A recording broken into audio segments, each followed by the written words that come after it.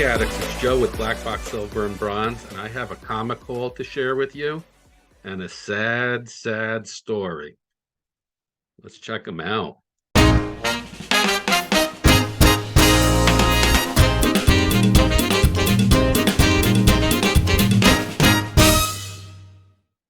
Hey, Comic Addicts, it's Joe with Black Box Silver and Bronze, and I've got a story to share with you. So yesterday was my first day of Christmas vacation, and I was planning on just sleeping in, and I didn't set the alarm, and I didn't sleep in. I actually woke up 15 minutes earlier than I normally have my alarm, and I can't get back to sleep once I get up. So I got up and started my day, 5:15 in the morning, and I went out. I tried to watch a few videos on YouTube. It was Friday. I was hoping that Alan's Friday challenge was up so I could get going on my response video, but it wasn't. I watched a few videos. I turned the news on. I went outside. I recently had some trees cut down. I have all these limbs in my backyard I need to get rid of, and I've been waiting for my vacation. I have a fire pit where I could burn them.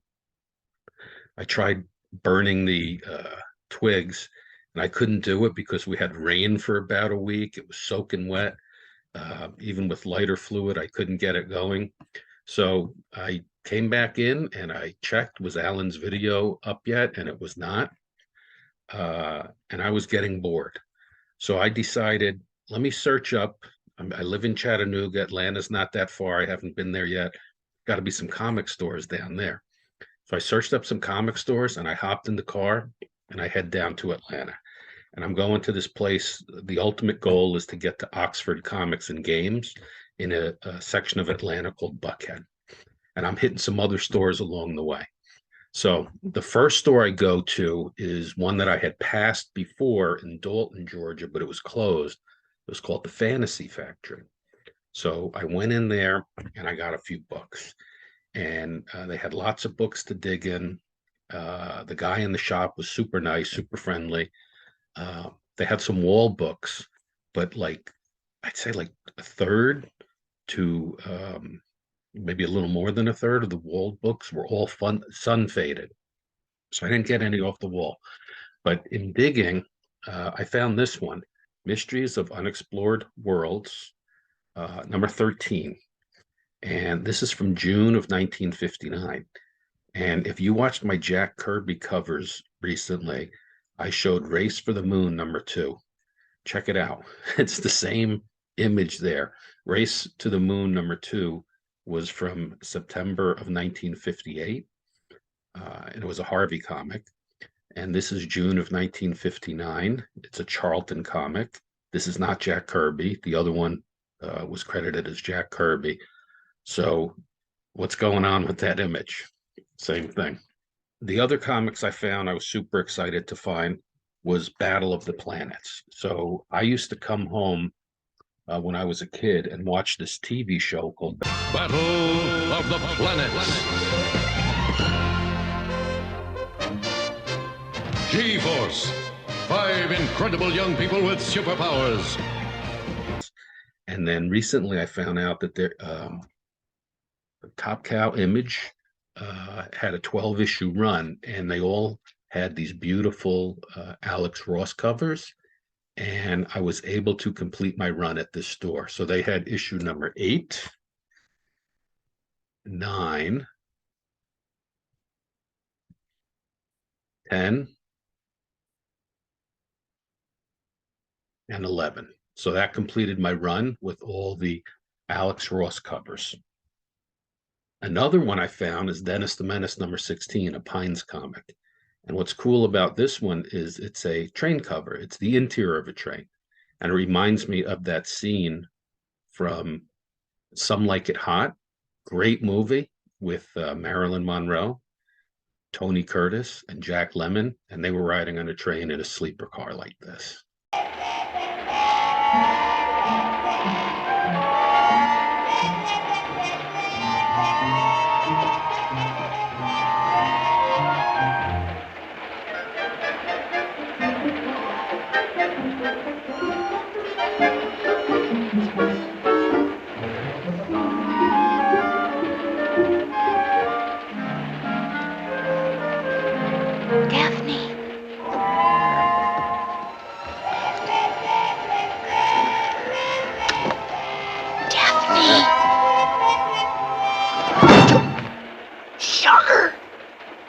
found this cool comic. This is Flash number 161, and it's got the Mirror Master, and it's got a mirror up there with a reflection in it, which would have been good for the recent challenge on reflections, reflected covers. This is from May of 1966. And what's really cool about this is if you look down here, that's the cover to the previous issue. And what Julius Schwartz did was he had Robert Kanigher, who wrote the first Flash story when he appeared in Showcase, rewrite the story that John Broome had scripted in the previous issue. So I'm looking forward. I haven't done it yet, but I want to dig out. I have that previous issue, and I want to dig it out and read it. That's when Flash quit being the Flash. I want to read that, and then I want to read the story in here, which is based on the same cover, and see what the differences are. That's going to be pretty cool. What else did I get? Another DC Silver Age. I've got a Green Lantern number 27 with a nice Gil Kane cover. This is from March of 1964, and I really do like all these early Green Lanterns, probably up to about around 30 and below. They just have some great covers by Gil Kane.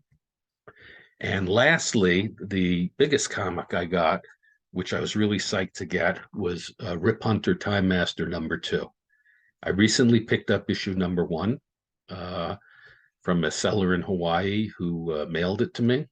He knew I liked this kind of stuff. I used to go to his sales, and he dug out number 1, and he contacted me. He said, hey, I've got it. I'll mail it to you if you want. And then this is number 2. So I'm closing in on completing this run. I do have the first issue, the last issue, this one, and a bunch in between. So that was great. Fantasy Factory was good. Then I hopped in the car, and I continued on down to Oxford Comics. And on the way in Smyrna, Georgia, was a place called Titans Comics and Games. And the reviews said that they had a lot of comics, a lot of back issues, and the owners were great. So I went in there, and it was true. They had a lot of back issues. The owners were great, but they didn't have a lot of like key books or wall books.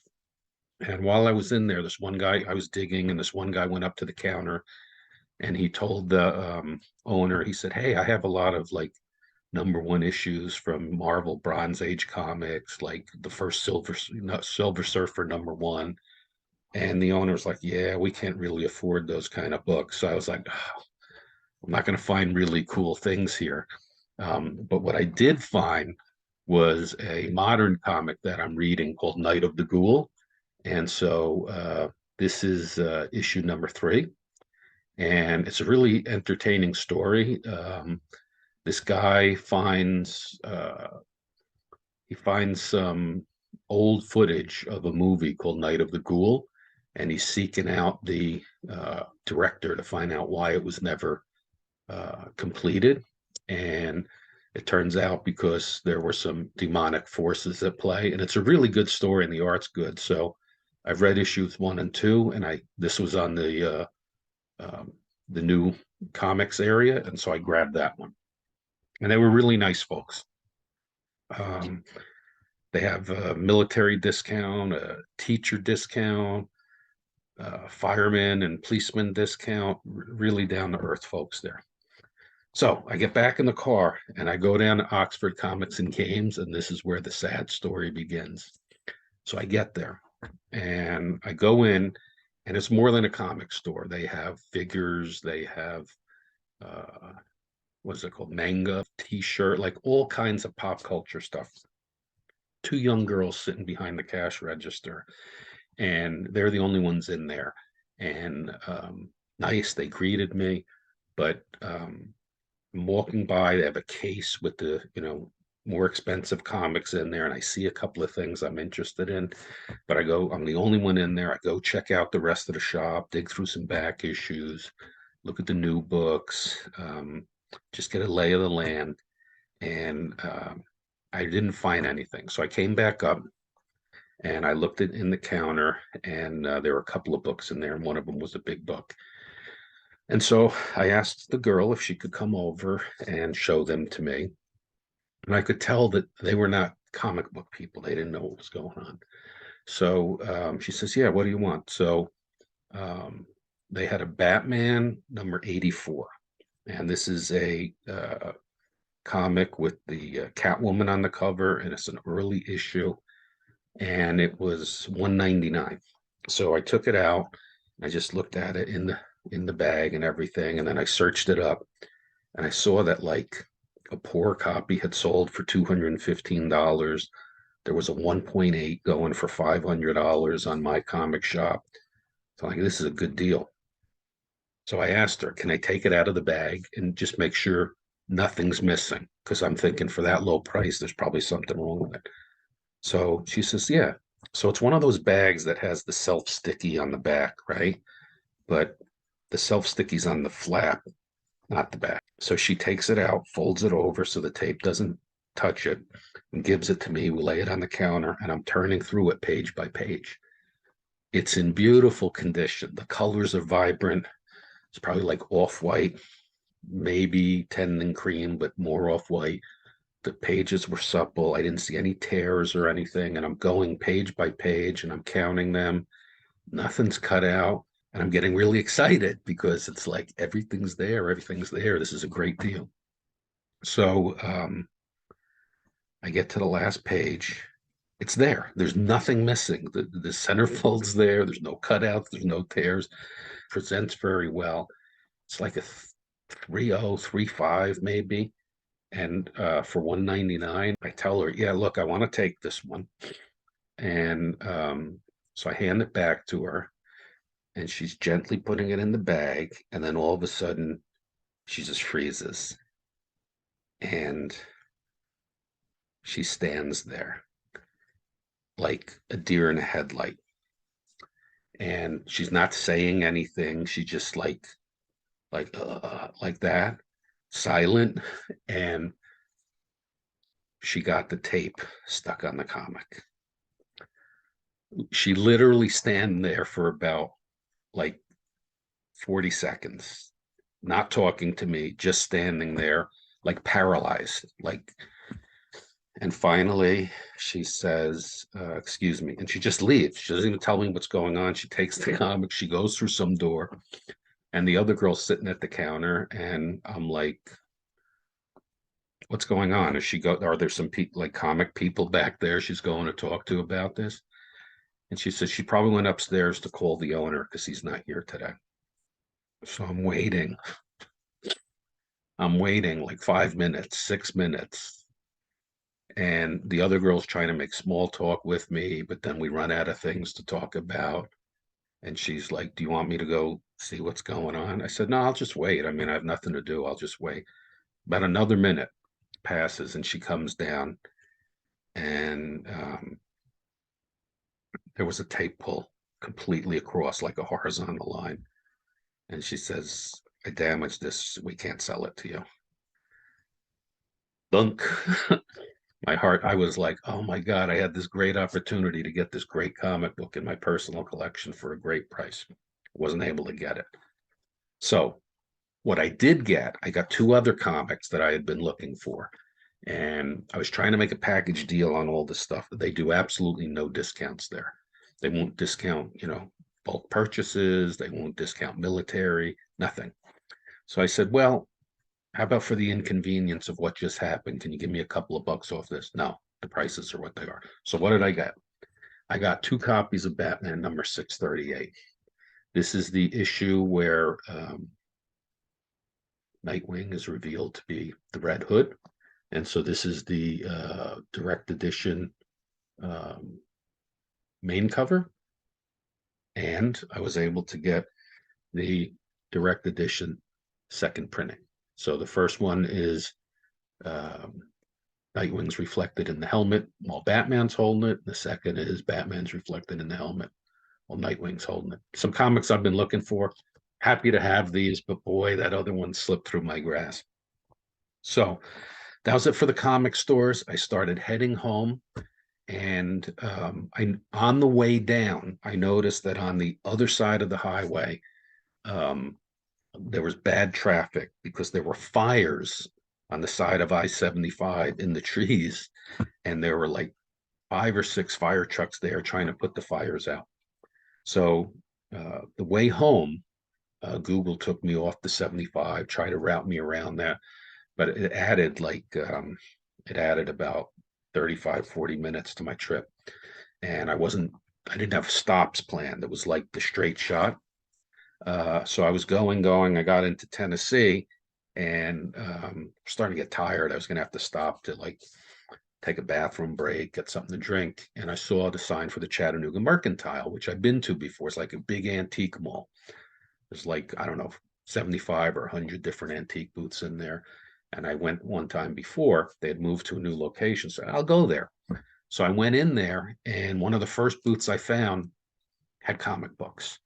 And so there were 2 comics there I was interested in. One was the Popeye Transportation Careers, but the price was a little high, and it happened to have like it was in a sale on My Comic Shop for $1, so I wound up just snagging it at My Comic Shop. But I got Spidey Superstore number 12, and this is a series that I'm slowly putting together. I have a friend of mine who's got a shop in Hawaii. He's got about 10 issues he's holding for me that he's going to mail to me. He's looking for a few other things for me. But I'm trying to put this together. This is just a series that I enjoyed as a kid. And so there's a lot of nostalgic charm about this. And John Romita did a lot of the art for it, and which I like his style. And the covers are just, they're usually pretty action oriented with, Spider-Man and some villains on it.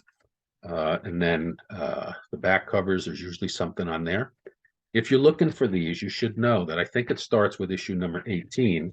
Down here on the back are stamps of Spider-Man, other villains, other heroes, and a lot of times they're cut out. And so you want to look for those on the later issues. But that's Spidey Superstore number 12 with the owl and Hellcat on it.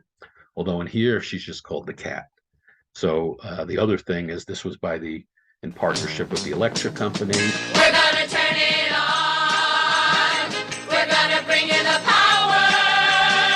We're gonna light up the dark of night like the brightest day in a whole new way. And this was for learning to read. It says it somewhere on here. Easy Reader says this comic book is easy to read.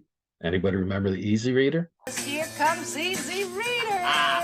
Top to bottom and left to right, reading stuff is out of sight.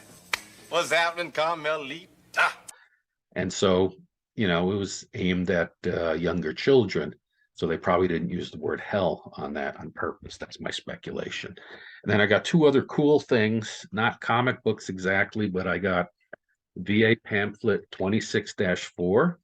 And this is from 1959, questions and answers on guaranteed and direct loans for veterans. And it has this kind of 50s art throughout.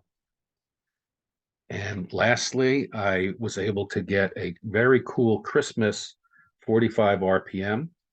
I don't really have the means to play a 45 right now, but I thought that was a really cool jacket for it with some cool Christmas art on it. And I'm in the mood. It is the season. So that's pretty cool. That was only $1. And this is from Peter Pan Records. Do any of you remember Peter Pan Records? They were around from like the 50s through the 70s. They had a plant in New Jersey, and they kind of competed with like Disney Records and Golden Records. They put out a lot of stuff. They put out like those read-along books with records. They put out records on 78 RPMs, 45 RPMs, all kinds of stuff, holiday stuff, superhero, other things, probably like Zorro and $6 Million Man, things like that. So I thought for $1, that's a little cute little Christmas thing to add. So comic addicts, that's my sad story. I got some great books, but one got away, and it was such a bummer. Hope you enjoyed this video, and I'll see you next time. Bye-bye.